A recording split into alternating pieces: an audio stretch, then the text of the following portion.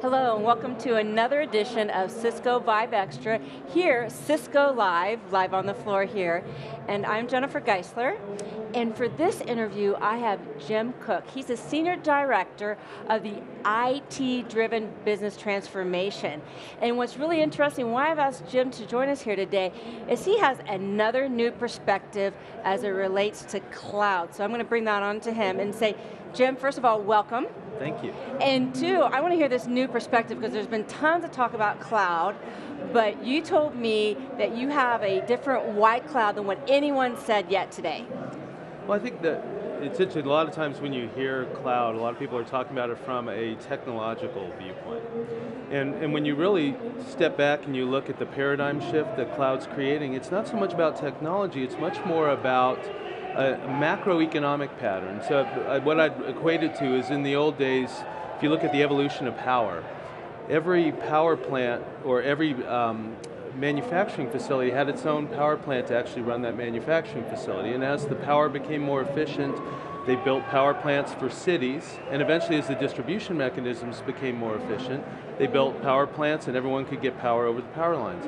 If you think about IT, it's very much evolving the same way, where originally IT was in your own internal data center, so every factory had its own IT piece. Right. Now you start to get service providers out there that are providing it to various customers in what we call community clouds, but eventually as the distribution mechanisms get much more efficient and the network bandwidth gets higher and higher, you can get IT as a utility over time.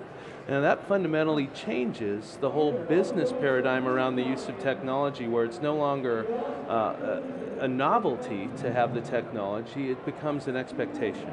I was just say, from a business standpoint of view, it just changes the way I look at, I'll say, technology, correct, going forth now? Absolutely. I mean, if you think about what that does, if you go back, another good example is the internet. Yes. So when the internet first came out, a lot of people said, oh, this is nice, I can build a web page. But the reality was, it was more than that. It could really change entire business models. So if you look at Amazon's a great example. And they've actually made both transitions. So if you look at Amazon, they decided we're going to build a store. And everyone said, oh, you can't have a non-brick and mortar store, it's not going to work. Well, they've clearly proven that wrong. But what they did even beyond that is they built such efficient IT systems in running that environment. They said, we've got all this excess capacity, why don't we be a cloud service provider? So they're a perfect example of, here I am as a retail business, and now I'm going to be a cloud service provider. Well, who would have thought of that transition? But they saw the cloud transformation early, and they make more profit off their cloud business than they do off their retail business. Oh, interesting, I didn't realize that. So very fascinating in terms of the paradigm shifts that can be created here from a business standpoint. So do you see that businesses that we may not even think of today may be going into this business, this utility business of an IT cloud? Absolutely, I think one of the things that a lot of leading customers I talk to are looking at is, well, on one hand, I'm looking at cloud for how can I reduce my costs and consume services that I don't see as critical to my business. So they're necessary, but they don't create a competitive advantage. So maybe those are ones that I should consume from the cloud.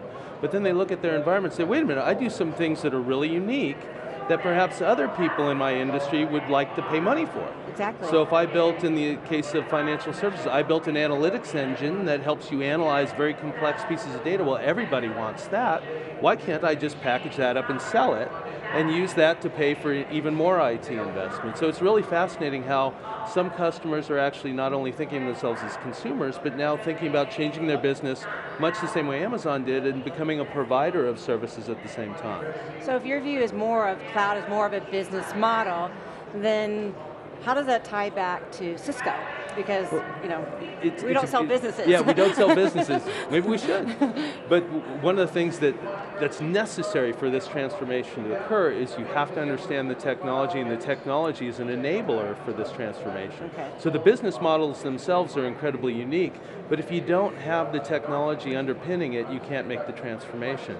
And why this is important to Cisco is that the cloud is the most network-centric architecture we've ever seen come out, which is why it's very exciting. It's a tremendous opportunity for us because the cloud, in effect, is defined after the network.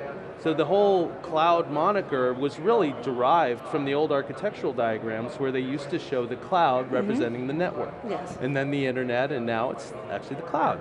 So we're Cisco, think of ourselves as sort of the nervous system of what the cloud can be. So that gives us great opportunity now when these businesses want to connect and the information they need to share, and as things become much, much more dynamic and less static within the various businesses, it creates phenomenal opportunities for Cisco. And this isn't the first time we've seen this problem. So in the old days, I've been here since 1992, we had the problem in the network, just the network itself, of all these different protocols and trying to get them to work together, and we made our money on being able to get them all to talk. Well, today in the cloud, you have all these different application providers and service providers and technologies out there that all want to talk to each other in the cloud. We've solved that problem before, so it's a very unique and key opportunity only for Cisco because of our market share and our position in the architecture. Well, excellent, Jim, I appreciate your time, but what I appreciate a lot is a new refreshing look at not just cloud more from a technology model, but more importantly, the business decisions behind cloud. So thank you very much. Thank you, appreciate it. So for Cisco Vive Extra, I'm Jennifer Geisler here with Jim Cooke on a different view of why cloud. Thanks for watching this episode.